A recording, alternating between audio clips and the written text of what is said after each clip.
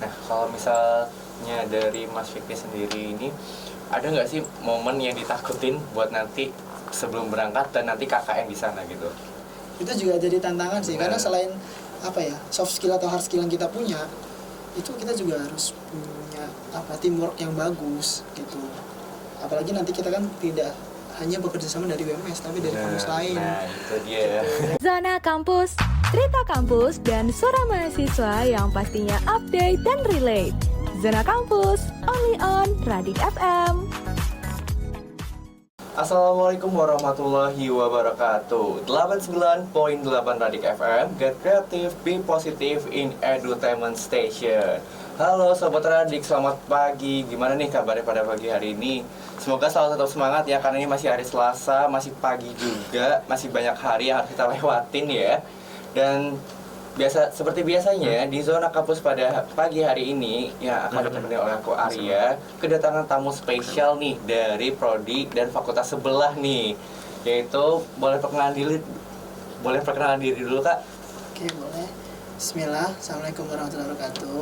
Waalaikumsalam warahmatullahi wabarakatuh. Perkenalkan, nama saya Muhammad Fikri Aska, bisa dipanggil Fikri. Saya dari program studi Ilmu Quran dan Tafsir Fakultas Agama Islam. Oke, angkatan berapa sih Kak? Saya angkatan 2023. Udah semester 7, Semester 6. Semester 6 sekarang, Ya, oke. semester 6. Oke, jadi gini Kak, kita hari ini mau ngobrol-ngobrol santai aja sih Kak tentang Kakak kan katanya mau KKN di luar negeri nih. Iya kan? Iya. Kayak topiknya sangat-sangat menarik nih, soalnya kan di prodi saya sendiri itu kan nggak ada yang namanya KKN nih, apalagi sampai KKN luar negeri kan. Iya. Jadi mungkin kita akan ngobrol-ngobrol ringan aja nih untuk di Zona Kampus pada hari ini. Oke. Nah, gimana Sobat Radik, apakah udah ngerasa tertarik banget untuk salah satu topik yang akan kita bicarakan pada pagi hari ini? Soalnya ini benar-benar menarik sih, soalnya KKN itu kan biasanya kita ngelakuin di dalam negeri, bahkan ada cuma di beda kabupaten doang kan biasanya. Iya, Nah, ini sampai di luar negeri loh. Gimana? Udah mulai tertarik? Oke, sebelum lanjut kita ke materi yang pertama, aku mau puterin lagu dulu dari Malik The Essential yang judulnya Dia. Oke, so check this one out.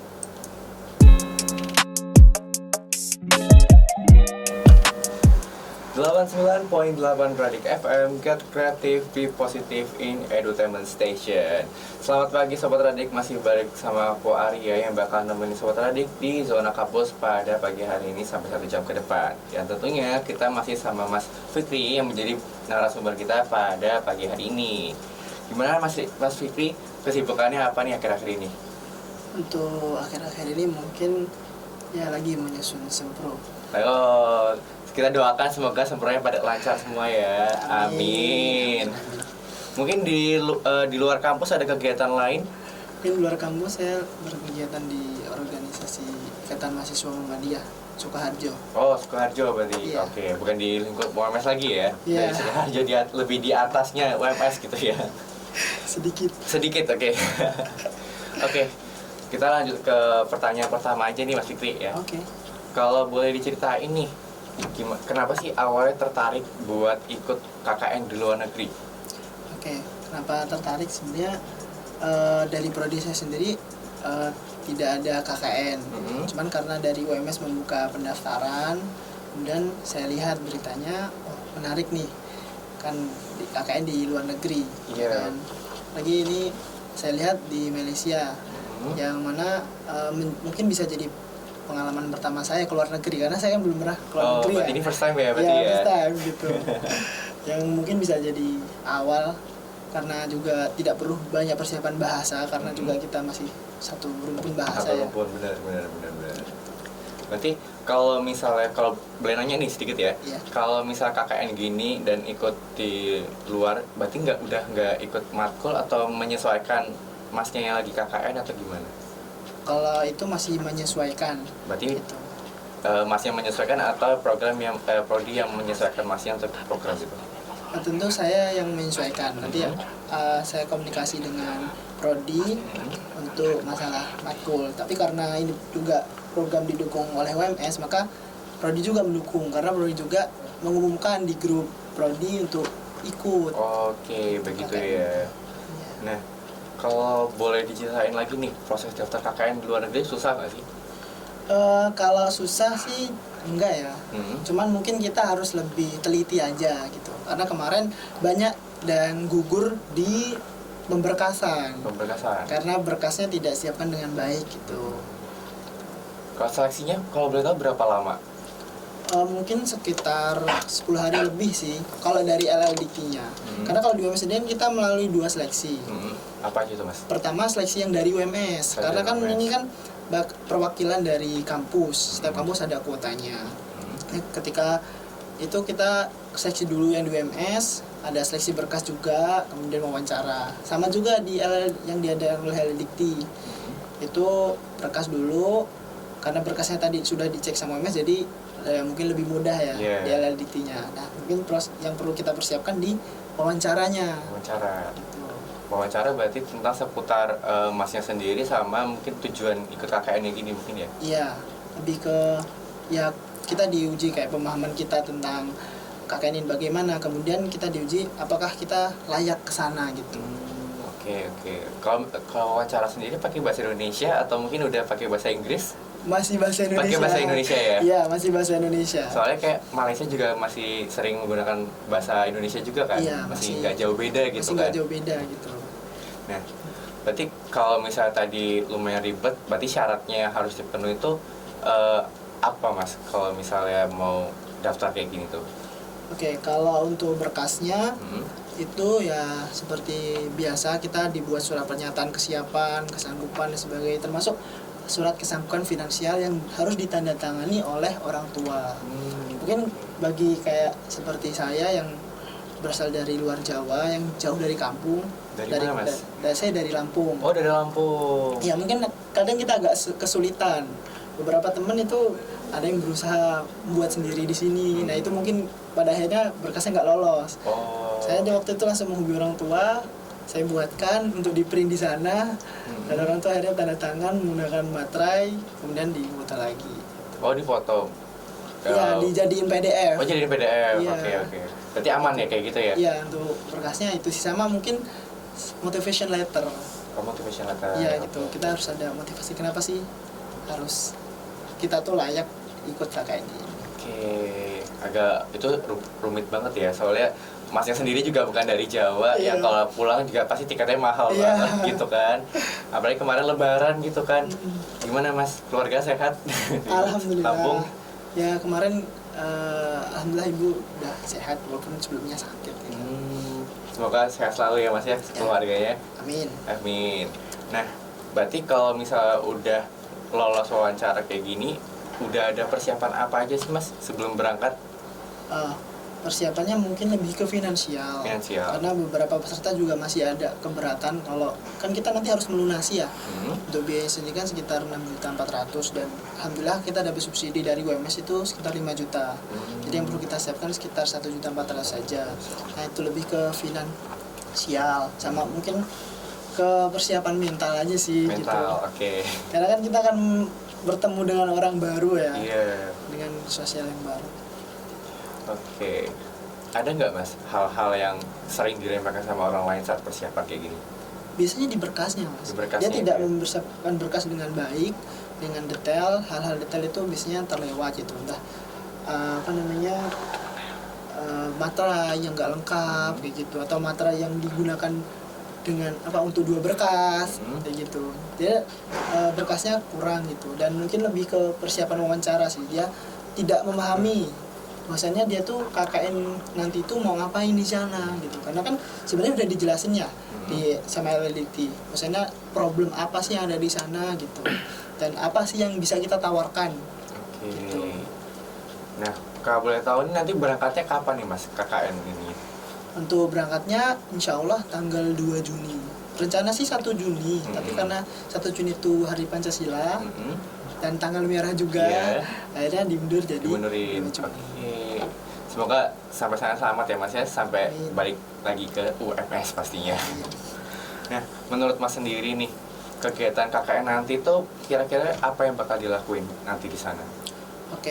Karena di sana problemnya itu adalah tentang pendidikan anak-anak WNI, orang-orang yang berdiaspora di sana, maka kita akan melakukan banyak kegiatan tentang edukasi. Bagaimana kita melakukan pendekatan-pendekatan edukasi, dan kekhawatirannya itu adalah karena di sana kurangnya akses pendidikan, itu anak-anak WNI itu kurang mendapatkan pendidikan yang layak. Di sisi lain, mereka juga kurang identitas kebangsaannya. Itu makanya kita hadir di sana memberikan pendidikan yang kreatif, yang edukatif. Kemudian bagaimana kita menanamkan nilai-nilai nasionalisme di sana. Walaupun mereka secara geografis tidak di Indonesia, tapi mereka berkebangsaan Indonesia. Iya. Berarti tantangan terbesarnya apa tuh Mas? Kalau misalnya kayak gitu tuh? Kalau tantangan terbesarnya sih ya tadi ya, mungkin mereka merasa jauh dari Indonesia gitu kan. Ya misalnya mungkin dia merasa apakah aku nih Indonesia, karena aku tidak tinggal di sana. Iya, gitu. benar sih, benar. Jadi aku tidak pernah mengenal apa itu Indonesia, bagaimana mungkin keindahan pulaunya, dan banyak nggak tahu. Nah mungkin tadi kita hadir di sana untuk menanamkan rasa nasionalisme. Oke, menarik banget. Nah, kalau untuk adaptasi sendiri nantinya, apakah mungkin ada persiapan sendiri? Apalagi kan kalau misalnya kakak ini berarti tim ya? Ya, tim. Berapa orang ke timnya? Satu batch itu sekitar 50. 50 orang? Ya. Itu dibagi lagi atau gimana? Nah, nanti bareng di sana. Oh, bareng 50 orang langsung gitu. Oh, oke. Main banyak berarti ya, nggak Iya, hanya lumayan ini banyak. sendiri ya? Ya. Berarti untuk penginapannya di sana apakah disubsidi atau udah disiapin? Kalau penjelasan secara detailnya sebenarnya kita belum dijelaskan. Oke, belum ya. Cuman tadi kita harus menyiapkan uang, dan sebenarnya waktu wawancara juga itu menjadi satu pertanyaan. Bagaimana kalau misalnya ketika di sana uang kalian habis, apa yang harus kalian lakukan? Itu jadi satu tantangan juga sih. Iya sih. Bagaimana karena- kita melakukan pengabdian? Bener. Apalagi jauh ya dari Ya, jauh. Indonesia ke Malaysia ya. Kan nggak mungkin pulang dulu gitu. Iya. Nah, kalau begitu harapan dari Mas sendiri dari pengalaman KKN di luar negeri ini apa? Untuk harapannya sih, yang pertama tentu saya sendiri bisa memberikan kontribusi dampak nyata kepada masyarakat Indonesia yang ada di sana, walaupun mungkin kecil gitu. Tapi saya ingin melakukan kontribusi secara nyata. Harapan seperti itu. Nah, selanjutnya harapannya dengan ini kan menjadi pengalaman saya ke luar negeri, jadi langkah awal saya punya pengalaman secara global, dan dari sini saya harap saya bisa melihat permasalahan warga Indonesia di sana lebih dekat, melihat permasalahan lebih dekat, sehingga kedepannya bisa memberikan solusi-solusi yang nyata, yang berdampak langsung bagi mereka. Oke, itu ya harapannya dari Mas Fikri untuk KKN di luar negeri nanti ya. Oke, sebelum lanjut ke pertanyaan-pertanyaan berikutnya, kita mau puterin satu lagu dulu nih Mas, jeda dulu ya Mas ya, biar Iya. istirahat dulu kita. Oke, siap. Biar nggak haus ya Refreshing nanti ya. dulu ya. Iya, refreshing dulu. Saya akan putarin lagu dari Hindia yang judulnya Everything You Are. So, check this one out.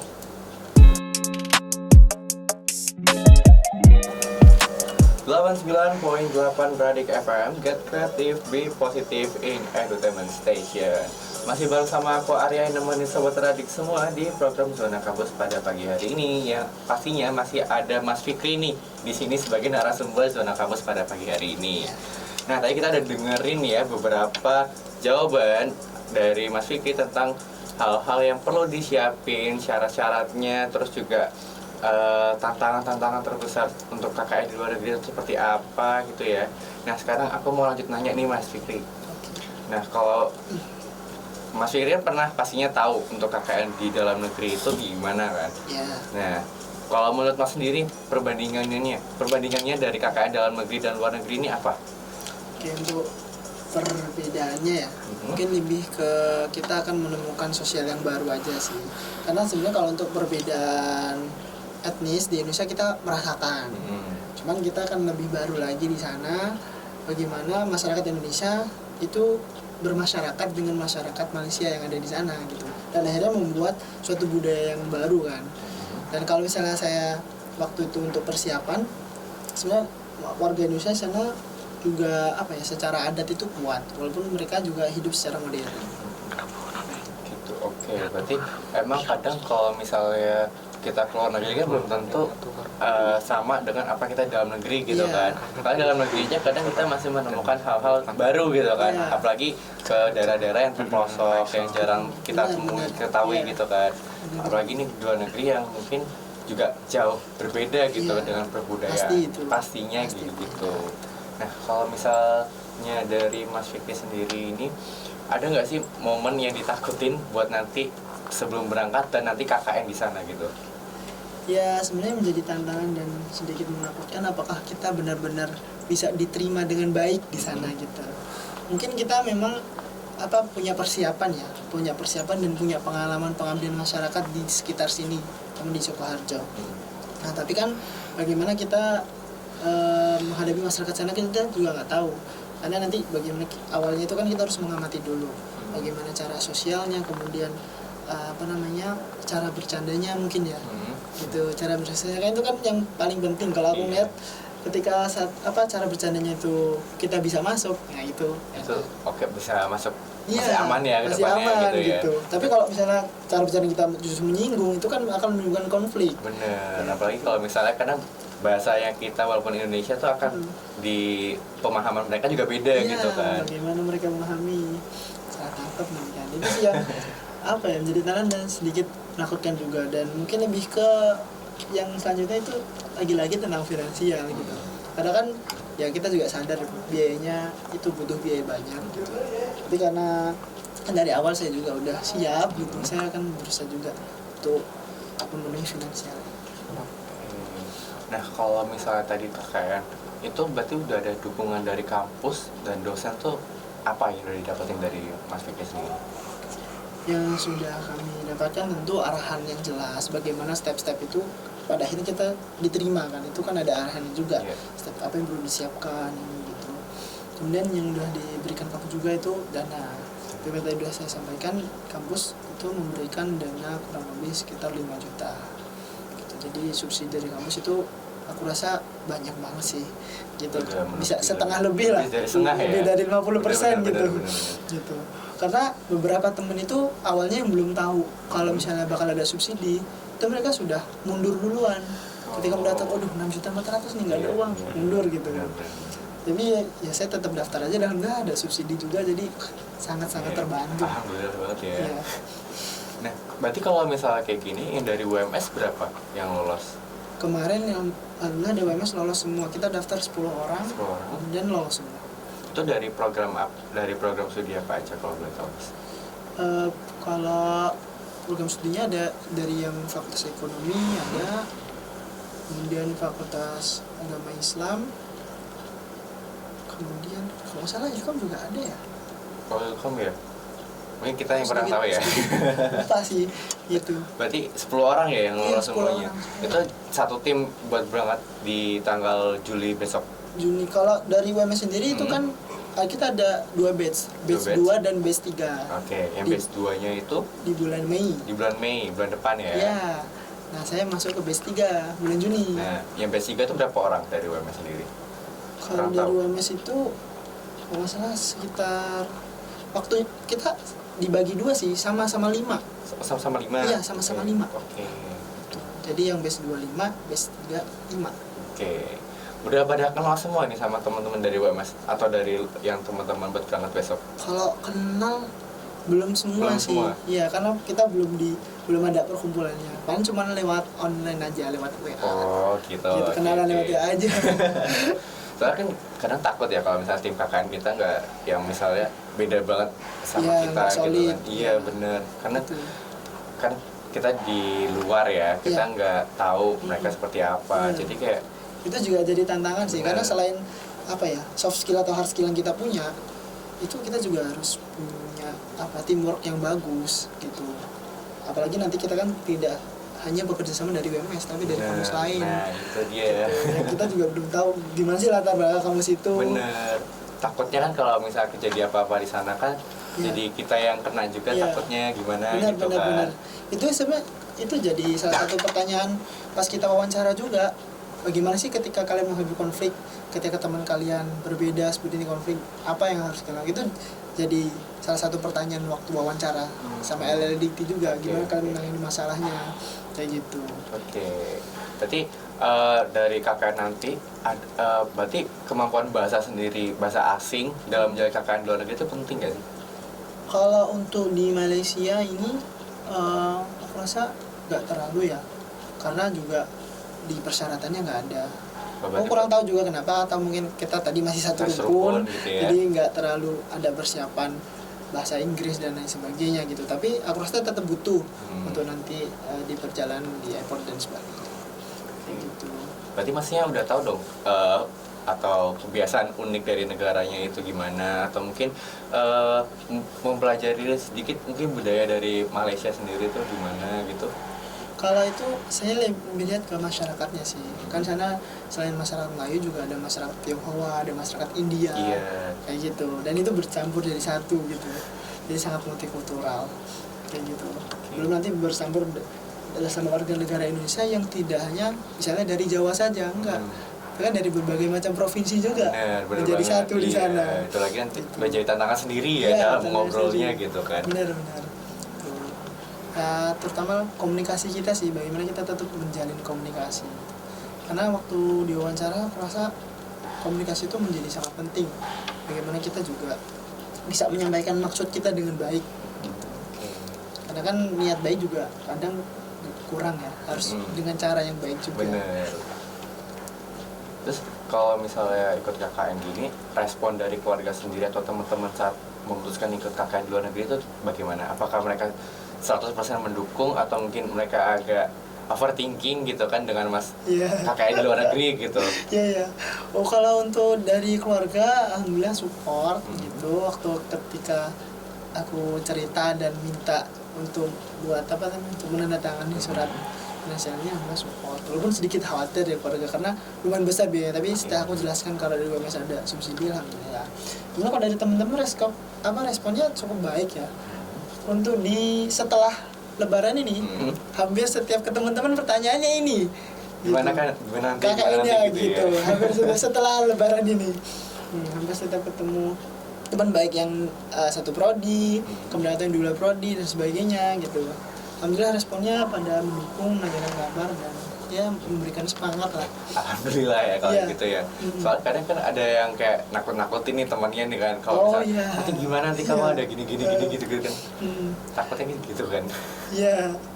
Ya alhamdulillah pada support, dan kemarin juga ada salah satu kakak tingkat yang dia pernah ke Malaysia dan menjelaskan bahwasanya ya semangat aja, dan memang harusnya itu kita sebagai mahasiswa udah ikutlah terjun dalam KKN ini. Kenapa? Karena kita harus sadar bahwasanya kita tuh sebagai mahasiswa tidak cukup belajar di ruang kelas, tapi harus belajar di luar kelas juga dan memberikan kontribusi nyata.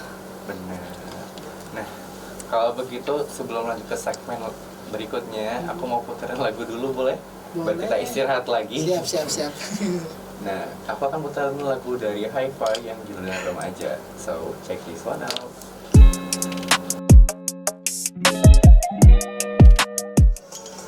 .8 Radik FM, Get Creative, Be Positive in Edutainment Station. Masih bareng sama aku Arya pastinya yang bakal nemenin Sobat Radik di Zona Kampus pada pagi hari ini.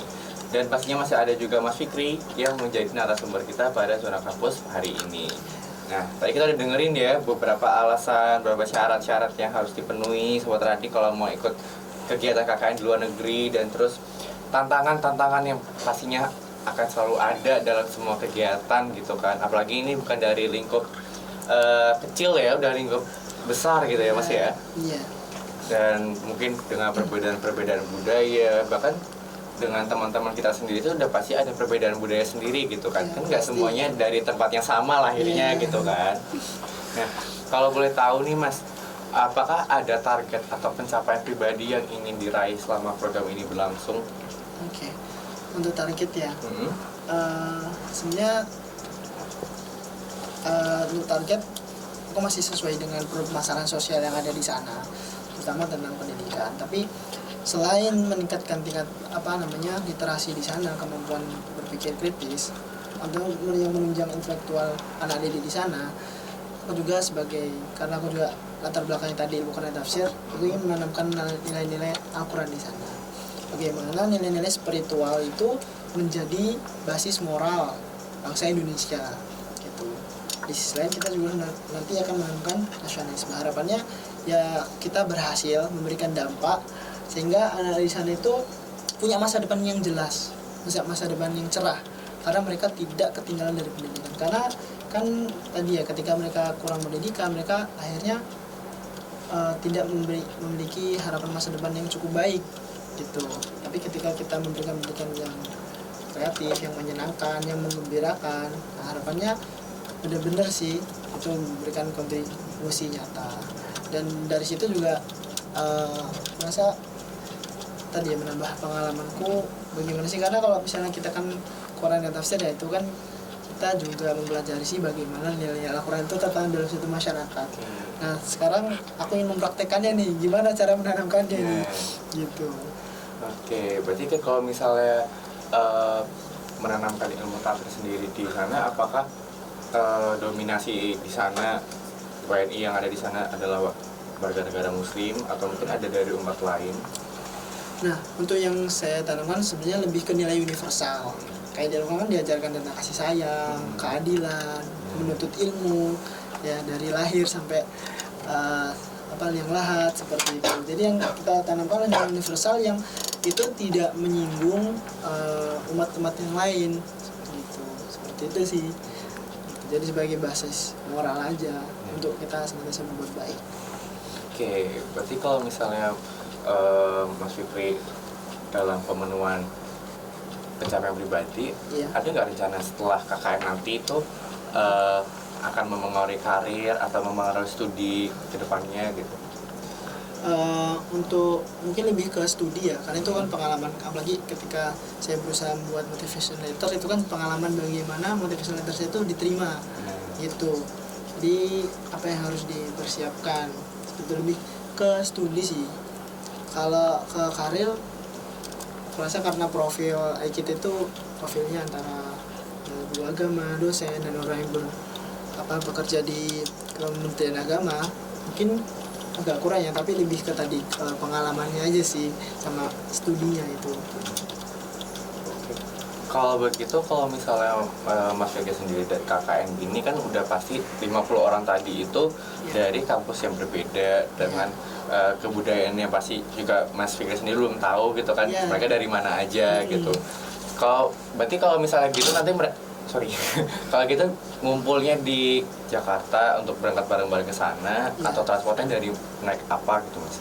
Untuk transportasinya itu nanti naik pesawat.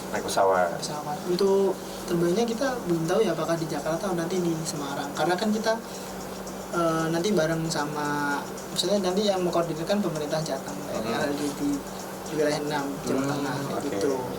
Berarti emang ini dari programnya Jawa Tengah dan berarti mungkin akan ada kemungkinan untuk kumpul di Semarang untuk sebelum berangkat bareng ke Malaysia gitu. Benar itu. Oke, menarik banget soalnya KKN di dalam negeri aja tuh menurut aku udah menarik gitu kan. Apalagi kalau misalnya di tempat-tempat kota-kota yang kayak Banda Neira, yang kayak Papua gitu kan agak bener banget, soalnya kan di Solo kan alamnya dikit banget ya.